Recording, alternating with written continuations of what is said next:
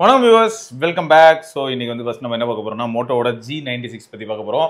இதுதானே edge 60 fusion, edge 50 fusion. சாரிங்க, அது ரொம்ப தாவி போயிட்டேன் போல. இந்த ஃபோன் வந்து நிறைய பிரச்சனைகள் இருக்குதான். அதாவது இவனுங்களுக்கு பெரிய பிரச்சனை இவனுங்க தான். இவனுங்கிட்டே ஏகப்பட்ட காம்படிஷன் இருக்கு. ஓகே, G86 பவர்னு ஒன்று வந்திருக்கு. சேம் ஓரளஸ் இதே தான். அதில் பேட்டரி கொஞ்சம் அதிகம். எவ்வளோ 6750 அந்த மாதிரி. அப்புறம் இந்த 50 ஃபியூஷன் எல்லாம் இதே மாதிரி. அதான் இவனுங்களுக்குள்ளேயே தான் இவனுங்களுக்கு காம்படிஷன். அப்புறம் இது இருக்குல்ல எட்ஜி ஸ்டைலஸ், அதான் அந்த மாதிரி இவனுங்க பிராண்டுக்குள்ளேயே தான் இவனுங்களுக்கு பிரச்சனை. இது ப்ரைஸ் வந்து 18K கிட்ட இருக்கும். மோட்டோ G96 பெருசா ப்ளஸ் அப்படின்னு சொன்னா பிகினிங்லேயே இந்த ஃபோன் ஃபார் சேலுங்க. ஆமாம், அதுவும் உங்களுக்கு யாருக்காவது தேவைன்னா நீங்கள் வந்து சொல்லலாம். நம்ம தமிழில் அந்த நத்திங் ஃபோன் 3 வீடியோவில் வந்தான் இல்லையா, அவரை கான்டாக்ட் பண்ணிக்கோங்க. அவர் சொல்லுவார் ப்ரைஸ்லேருந்து எல்லாத்தையும். பாக்ஸ் இருக்குது, சார்ஜிங் எல்லாமே வித் பாக்ஸ் கண்டென்ட் தான். பில்லும் கொடுத்துருவார், பில்லு ப்ரொவைட் பண்ணிடுவார். Okay okay. And this device சரி, ஃபர்ஸ்ட் சொல்லணும்னா அந்த ஸ்டார் வேல்யூலேருந்து ஸ்டார்ட் பண்ணிட்டு ப்ரோஸ் சொல்லிடு. ஓகே.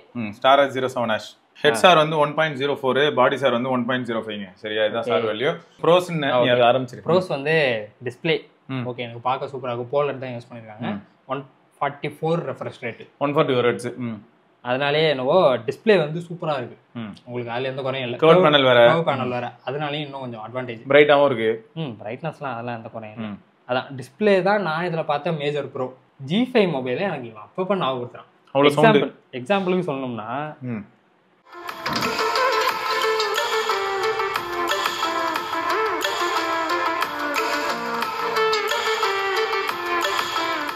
பாட்டுக்கு வந்து ஆவரேஜாக தான் இருக்கான். அது ஏன்னு தெரியல. ஃபோன் கால் பண்ணுறீங்கன்னா அப்போ ஒரு சவுண்ட் வருது பாருங்க, செம்ம ஹெவியாக இருக்கு. நமக்கே வந்து ஒரு சில நேரம் அப்படி பக்குன்னு தூக்கி போடுங்களா, அந்த மாதிரி சவுண்டு ஹெவியாக இருக்கு ரொம்ப.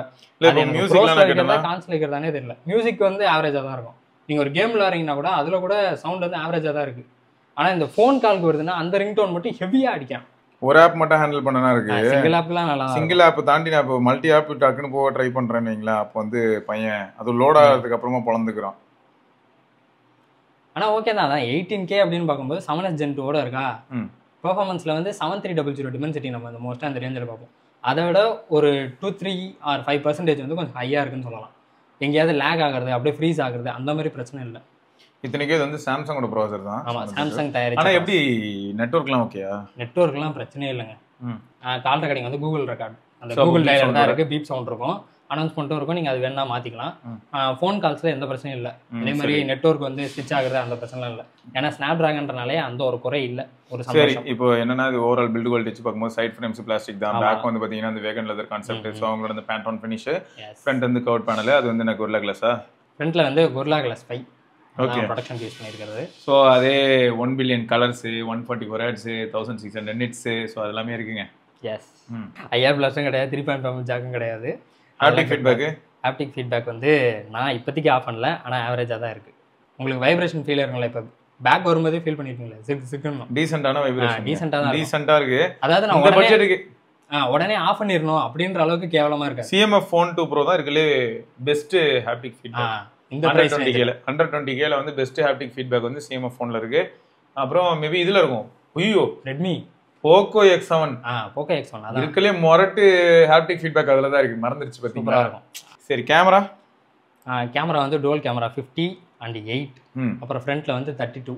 அதுலயே மேக்ரோ கொடுத்துருப்பானே அந்த 8ல. ஆமா, மேக்ரோ இருக்கு, அல்ட்ரா வைட் மேக்ரோ இருக்கு. உங்களுக்கு போட்டோஸ் எல்லாமே வந்துட்டு மோட்டோவோட ட்ரெடிஷ்னல் போட்டோ வந்து இருக்கு. டப்புன்னு இப்படி ஒரு மோஷன் போட்டோ எடுக்கிறீங்கன்னா அது வந்து அப்படியே அங்கங்க நிக்கிறது.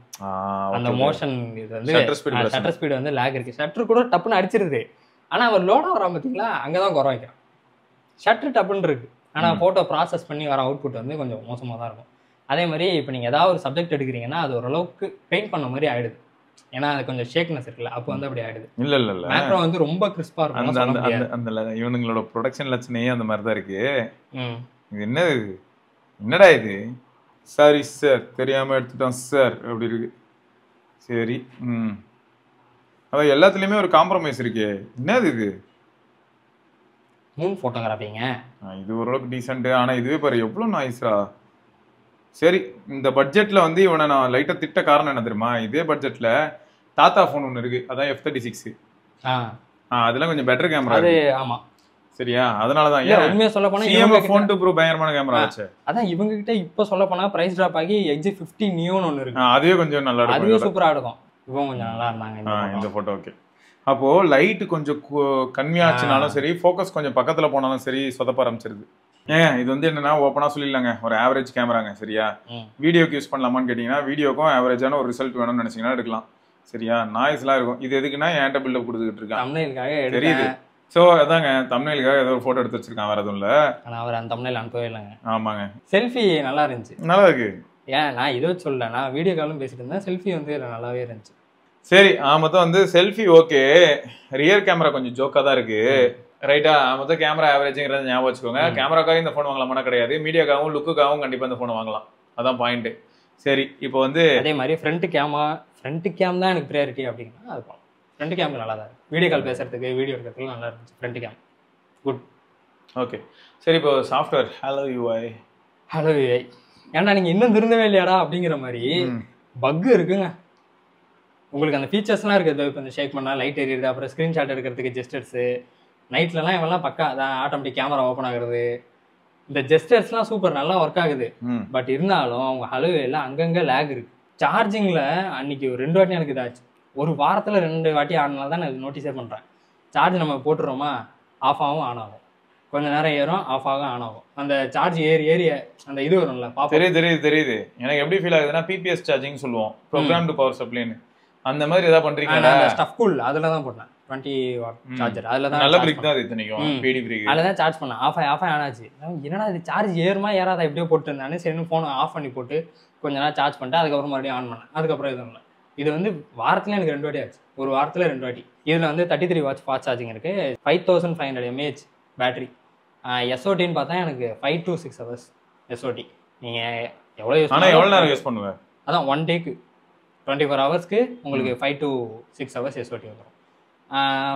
இந்த ப்ராசர் வந்து 7H Gen தான், ரொம்ப ஹீட் ஆகலை. அதனாலேயே என்னவோ அது ஒரு ஆச்சரியம். 7H Gen கொஞ்சம் ஹீட் ஆகும் தான். ரெட்மி நோட் 13 ஞாபகம் இருக்கா? போக்கோ X6 ஞாபகம் இருக்கா? அதுவும் 7H Gen அதெல்லாம் ரொம்ப ஹீட் ஆகும். இவன் அந்த அளவுக்கு ஹீட் ஆகலை. ஈவன் நான் கேமும் விளையாண்டேன், ஒரு ட்ரக் சிமுலேட்டர் கேம் விளையாண்டு பார்த்தேன், பெருசாக ஹீட் ஆகலை.